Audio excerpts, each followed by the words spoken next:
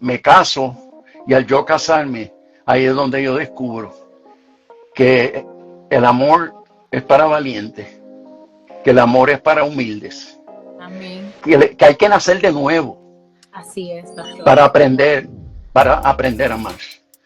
Y ahí es donde yo me di cuenta que la iglesia de Jesucristo necesitaba urgentemente ser discipulada en el arte de levantar una familia y aprender lo que es el amor, porque los poetas nos han engañado, nos han hecho creer que el amor es bonito, que el amor es cookies.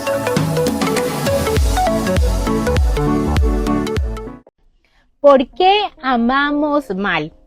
¿Por qué lo que empezó como ilusión termina en rutina o distancia? De acuerdo a las estadísticas, el 67% de los matrimonios termina en divorcio, pero existe un diseño divino, perfecto, que puede transformar cualquier relación. Hoy vamos a hablar del amor, pero el amor como lo diseñó Dios. No el amor que cambia, sino el amor que permanece. Descubrirás exactamente qué hace que el amor trascienda y por qué tu relación estaría a punto de cambiar para siempre. Muy buenas tardes, Pastor Rey Matos, bienvenido.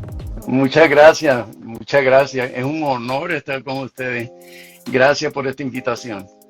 Queremos que usted nos hable acerca de su más reciente libro, El Arte de Amar, el cual ya lo tenemos disponible. Pastor, sabemos que la gran mayoría de sus libros hablan sobre la familia, sobre el matrimonio, pero ¿cuándo usted siente el llamado para trabajar exactamente con matrimonio y con familia? En realidad fue producto de una frustración. Para empezar, yo me convierto a Cristo. Y como yo vengo de la calle, yo no tenía experiencia con iglesias de ninguna clase. Pues cuando yo me convierto a Cristo, yo tengo unas ideas preconcebidas de lo que es la iglesia. Y yo pienso que la iglesia es la asamblea de santos, donde ángeles sin alas, donde todo el mundo se porta bien, donde todo el mundo ama, etcétera. ¿Y qué pasa? Nosotros como jóvenes nos lanzamos a la calle en medio de un avivamiento entre universitarios y nos lanzamos a la calle a evangelizar, sobre todo en los lugares más oscuros que te puedes imaginar. Así que nosotros fuimos a prostíbulos, fuimos a discotecas de gay, fuimos a lugares donde estaban los drogadictos concentrados y fuimos a evangelizar a todos esos lugares horribles. Y me encontré con algunos jóvenes que me decían, yo sé de qué usted está hablando, yo conozco eso. Entonces, yo no puedo concebir que alguien que conozca el evangelio pueda estar ahí, en un ambiente como ese. Y entonces, en mi asombro, yo le digo, pero ven acá, pero si tú naciste en el evangelio, ¿qué tú haces aquí? Si lo más maravilloso del mundo es haber conocido a Cristo. Y la respuesta es, usted se va a dar cuenta eventualmente que la iglesia es un circo de hipócritas, donde lo que se predica desde los púlpitos no se vive en las casas. Yo soy hijo de pastor, entonces por ahí, ese fue el primer bofetón. Yo soy hijo de pastor y yo tengo muy malas experiencias de ver una dicotomía cultural, ver una dicotomía espiritual y ver un estilo de vida en la iglesia que es diferente al de mi casa. Y entonces yo no soporto, me decían, yo no soporto estar escuchando hablar del amor de Dios y hablar de las maravillas del evangelio y que maltraten a sus esposas, que le falten el respeto a sus maridos y que maltraten a sus hijos. Eso yo no lo soporto. Prefiero estar en el mundo que vivir esa doble vida o esa hipocresía. A todo esto yo no le podía dar crédito a lo que me decían, pero perdón, eventualmente me caso y empiezo a descubrir parejas contemporáneas fracasando y contándome de como buscando ayuda en mí y contándome los escándalos que se daban en sus casas. Entonces, me caso y al yo casarme, ahí es donde yo descubro que el amor es para valientes, que el amor es para humildes. Amén. Que hay que nacer de nuevo. Así es, pastor. Para aprender a amar.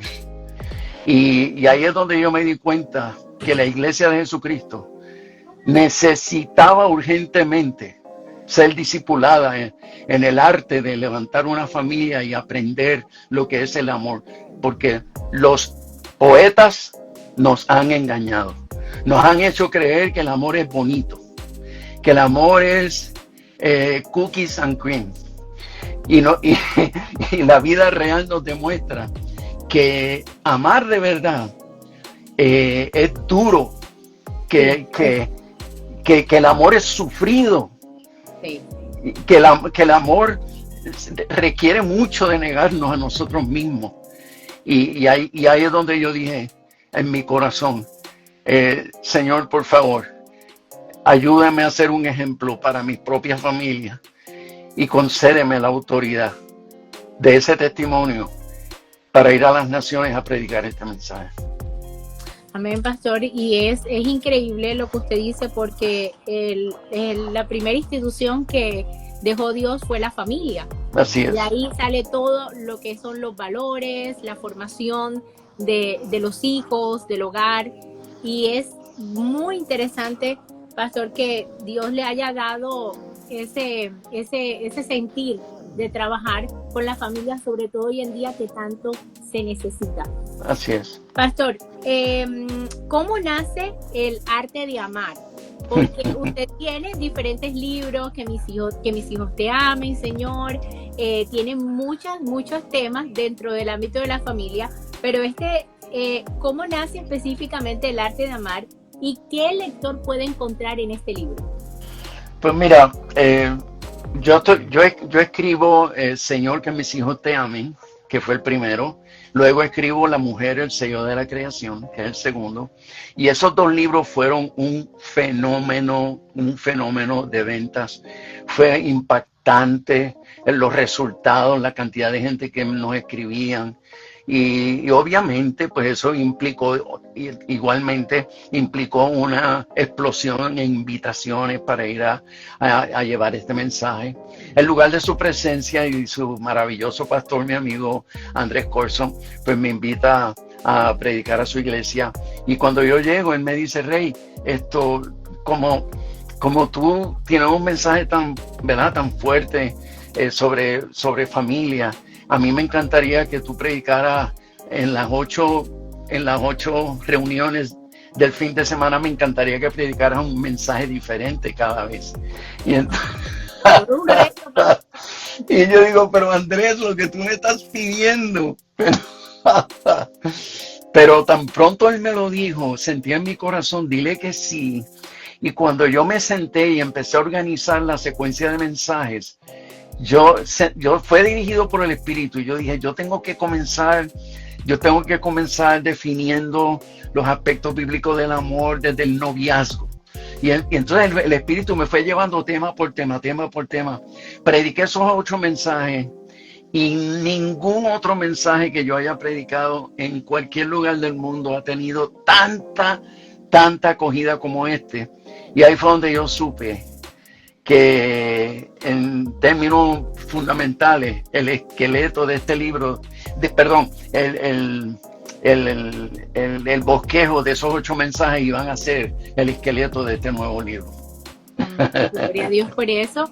Bueno, y quiero decirle, pastor, que yo estuve hojeando el libro, lo estuve allí analizando bien, me leí unos cuantos capítulos y me atrevo a decirle a las personas que están allí conectadas o a los que van a ver el live más adelante, que aquí van a encontrar muchos datos curiosos acerca de la vida del pastor Rey Matos, y cuando se lo lean ustedes se van a dar cuenta de lo que yo les estoy diciendo, porque el pastor Rey Matos, de verdad, pastor, usted abre su corazón, usted comparte muchas vivencias que usted tuvo, que ha tenido en su vida, y que creo que muchos de los lectores se van a sentir muy identificados cuando lean cada uno de estos pasajes, porque en algún momento, en los pasajes de este libro, algunos hemos vivido y sentido estas emociones y todos estos casos también que usted relata en su libro.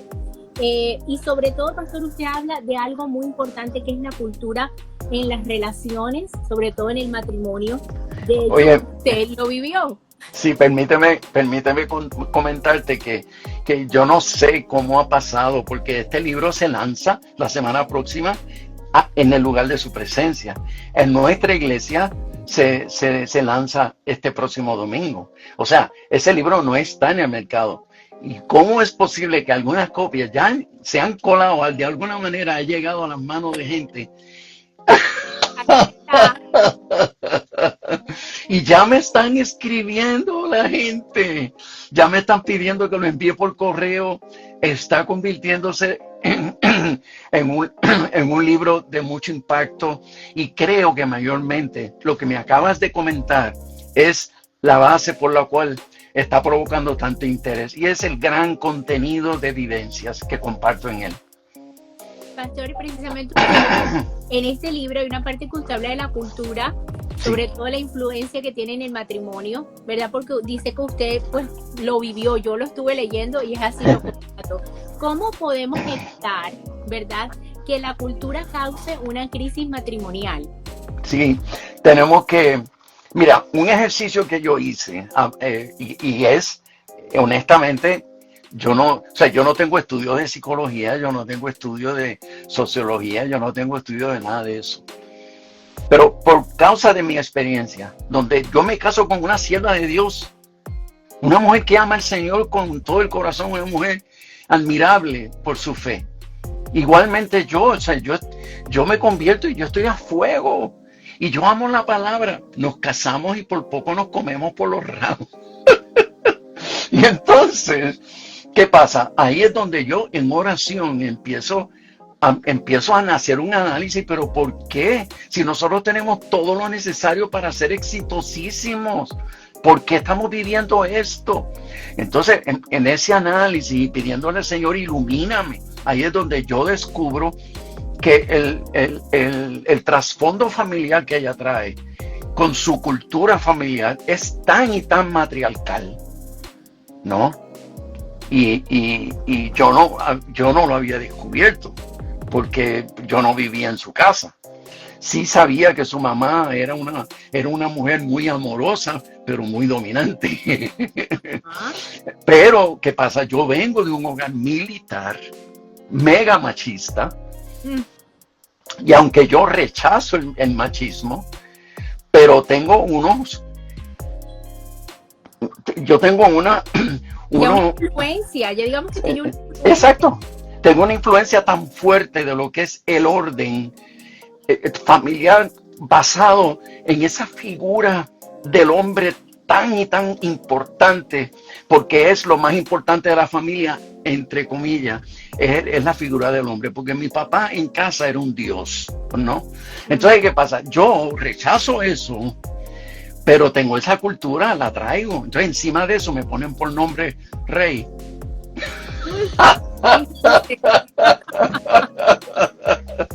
Entonces, sin darme cuenta, yo lo que espero es precisamente alfombra roja y tratos VIP. Y cuando vengo con mi esposa a entrar en la dinámica del hogar y ella está esperando todo lo contrario, en otras palabras, que yo sea el que le tire la alfombra roja y que yo sea el que le haga pleitesía. Entonces chocamos y era terrible. Para mí, todo lo que ella hacía era una falta de respeto. Y para ella, todo lo que yo hacía era un acto de machismo. ¿Ves? Entonces, pues, ¿qué pasa? Ahí el quebranto fue indescriptible. Ahí el reconocer humildemente la voz de Dios en nuestro interior y permitir que nos doble el brazo. Y pedirnos perdón no pocas veces. Y humillarnos para hacer pactos de comportamiento y de actitudes. O sea, yo te lo digo así y tengo que contenerme porque todavía me provoca muchas emociones, todo el quebranto de aquella vieja criatura, que por lo que tuvo que pasar mi vieja criatura. No, Y es no, curioso, perdón, sí, es curioso porque ya usted, como usted decía, ya se supone que ya había nacido de nuevo. sí, Se supone que estaba ya caminando en los caminos de Dios y de repente uno se da cuenta sí, que, oye, me falta morir en esta área. Creo sí, que todavía no he muerto a mi orgullo, a ajá, cosas. Y yo creo que todos lo vivimos, pastor. Yo creo que todos en un momento de mi vida dice, creo que todavía me falta que el Espíritu Santo trabaje más en esta área de mi vida. así es. Así es. De hecho, hay un orgullo superficial que es con el que tú manejas las cosas en tu diario vivir, pero hay un orgullo muy profundo que es el que sale en la intimidad de una relación bajo techo. Y ahí es donde duele más. Ay, Pastor Rey, usted menciona en su libro que el 67% de los matrimonios terminan en divorcio y yo creo que muchos de nosotros lo vemos, es simplemente mirar a nuestro alrededor, muchas veces mirar hasta dentro de nuestra familia y decimos, el pastor tiene toda la razón. Algunas de las personas que nosotros conocemos a nuestro alrededor, sin duda alguna, lastimosamente, su matrimonio ha acabado en divorcio. ¿Cuál es el error más común que cometen las parejas sin darse cuenta? Bueno, para empezar, el primer error lo cometen las iglesias, ¿ok? Porque en las iglesias se habla mucho de fe. Y en la iglesia se habla mucho de prosperidad. Y en la iglesia se habla mucho de visión y de presencia de Dios. Pero pocas veces se habla profundamente de lo que significa verdaderamente amarnos los unos a los otros en el contexto del hogar y la familia. Y ese es el primer error que la iglesia está cometiendo. Cuando que Jesús, Él nunca dijo, seréis conocidos por la fe que tengan. No, Jesús dijo que nosotros seríamos conocidos por cómo nos amáramos los unos a los otros, ¿no? Entonces, si toda la ley y todos los profetas se resumen en una cosa, ama a Dios, y el segundo mandamiento es muy parecido al primero y está ligado al primero, que es ama a los demás como te amas a ti mismo, pues ¿por qué? ¿Por qué? ¿Por qué nosotros no enseñamos eso como doctrina fundamental, primeramente como la prioridad más alta? Preferimos predicar de fe, y preferimos predicar de prosperidad y predicar de muchas otras cosas, pero tenemos que volver a la senda antigua. ¿Y cuál es la senda antigua? Jesús dijo, enséñale a sus discípulos lo que yo os he enseñado a vosotros. ¿Y qué fue lo que Él nos enseñó? Si vamos a hacer un resumen, ¿qué fue lo que Él nos enseñó? Nos enseñó a amarnos los unos a los otros. No a tener fe, porque Él dijo que si tuviéramos fe como un grano de mostaza, eso sería suficiente. Pero cuando habló del amor, ahí sí le puso el hacha a la raíz del árbol, ¿no? Y ahí es donde nosotros nos tenemos que enfocar en eso. Y obviamente cuando vienen estas nuevas más parejas, cuando vienen estos matrimonios recién a constituir un hogar y una familia, ellos no saben lo que significa amar. No saben el precio que hay que pagar para amar como Dios manda. Y esa es mi intención. Poner una herramienta en las manos de pastores y de iglesias y de familias y de parejas de recién casados y de noviazgos y de novios para que no, yo no pretendo educarlos, pero si puedo sembrar un grano de arena en un proceso de comprender mejor las dimensiones de lo que es amar de verdad, pues ahí está el arte de amar. Y es que es necesario porque yo siento que así como el mundo trae una influencia principalmente sobre esta generación ahora, que es la que va a formar matrimonios y familia más adelante. Claro. Entonces, cuánto más no hacerlo como iglesia, porque el mundo realmente te dice, con lo que usted decía, una manera de amar, una manera egoísta de amar. Pero cuando vamos a la Biblia, el amor es completamente diferente a lo que realmente el mundo nos manda a hacer. Y sinceramente esto que usted habla es muy importante y ojalá como cristianos, como personas, como líderes, como maestros, como muchos pastores que inclusive se van a conectar y van a ver este video, puedan escuchar estas palabras del Rey Matos, que las debemos de llevar, pero también practicarlas. Pastor, como hombres y mujeres de Dios, oramos, leemos la Biblia, vamos a la iglesia, nos aprendemos los versículos bíblicos, inclusive algunos lo que usted decía desde niño, nos sabemos todos los coritos. Jesús está pasando por aquí, fuego, fuego, predicamos, ¿verdad? Predicamos, pero ¿cómo podemos vivir ese evangelio en los hogares? Lo que usted estaba hablando al principio. Sencillamente exponiéndonos más a la palabra. Lamentablemente la familia está acostumbrada a estar de culto en culto. Pero no son muchas las familias que de verdad estudian las escrituras. Y yo creo que se escucha mucho en los hogares, yo soy la cabeza, ustedes tienen que respetarme, porque yo soy la figura de autoridad de esta casa. Cuando que en la realidad nosotros deberíamos enseñarle a nuestros hijos y a nuestros cónyuges que Dios es la cabeza de nuestra familia, que Él es la máxima autoridad y su palabra es la última palabra en nuestra casa. Nosotros opinamos, pero la Biblia es la última palabra y ella es la que nos debe calibrar a todos. Por eso la Escritura dice en Efesios que nosotros debemos sujetarnos los unos a los otros en el temor de Dios. Y eso significa que nosotros como matrimonio nos debemos sujetar el uno al otro. ¿Por qué? Porque Él es la cabeza de la pareja. Porque su palabra es el mandato para ambos. Y nuestros hijos tienen que aprender eso igual. Que cuando yo los corrijo y yo los reprendo y los disciplino, lo hago sobre un fundamento bíblico.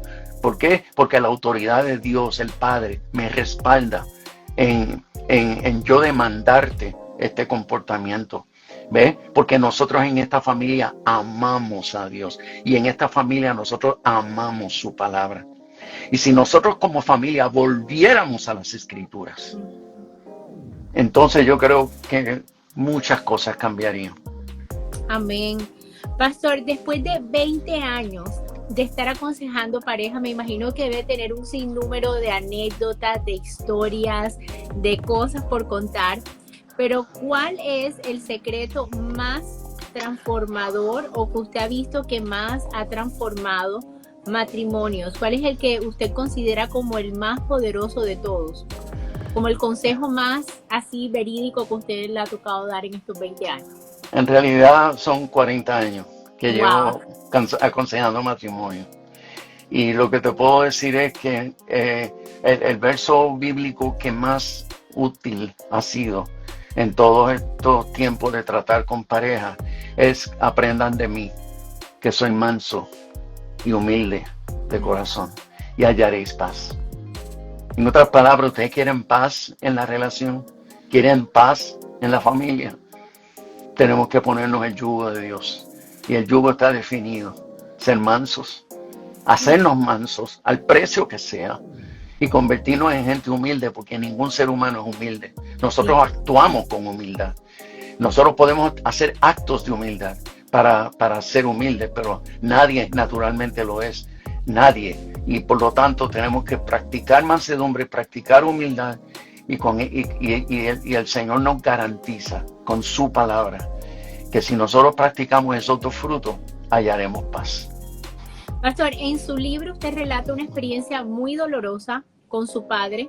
Las personas que van a tener la oportunidad de leer el libro se van a dar cuenta de lo que le hablo. ¿Cuál fue el aprendizaje más grande de esta vivencia? Que el dolor no es excusa para pecar. No es excusa para desobedecer a Dios.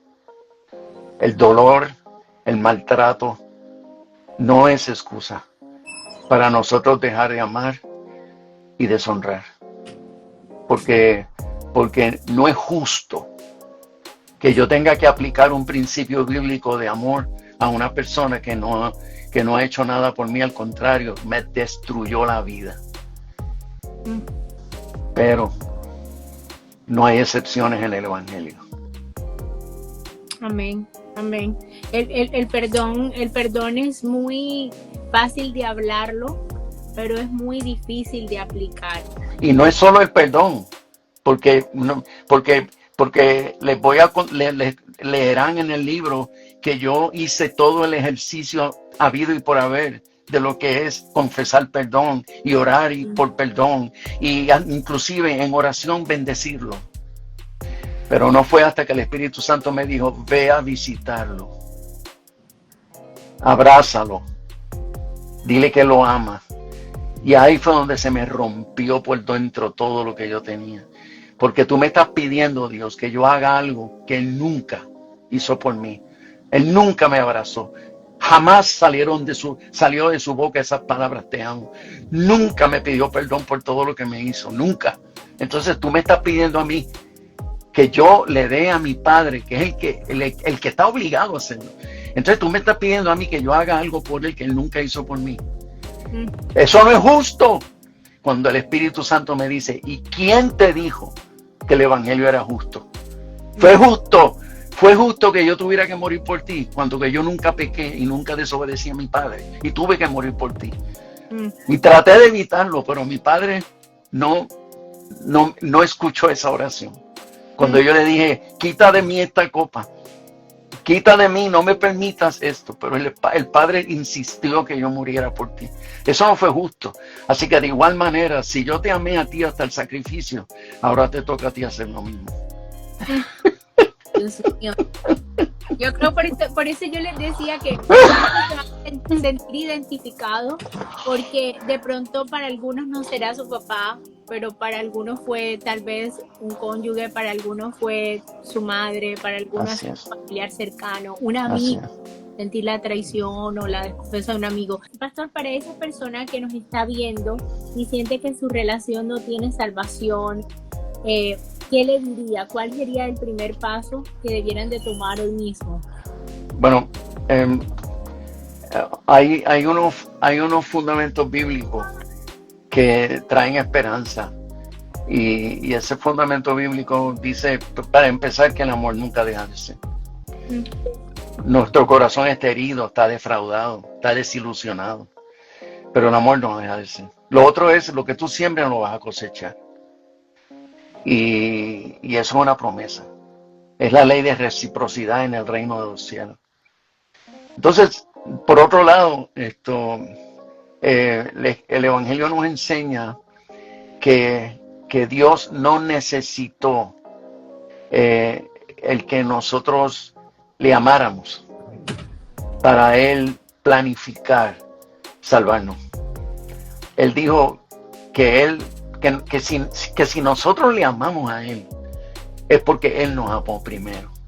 Entonces estamos hablando de principios bíblicos, que si esos principios bíblicos nosotros los traemos a un matrimonio en crisis, que el matrimonio está muerto, hay de todo.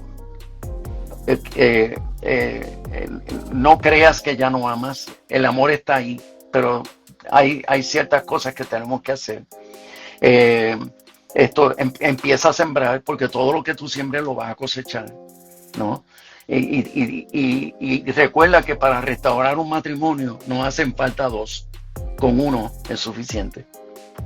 3 razones por las que las personas deben leer El arte de amar.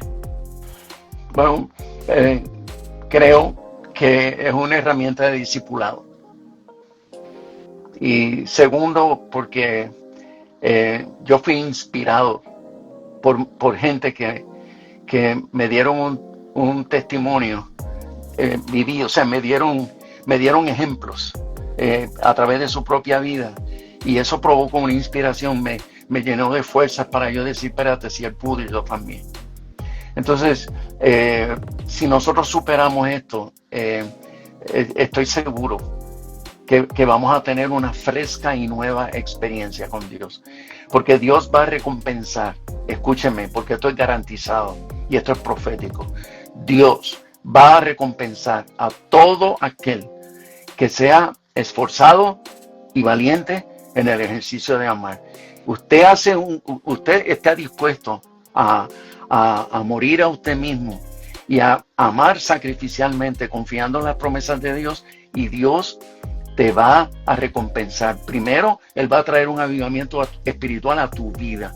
Y segundo, a tu matrimonio. Tercero, a tu familia.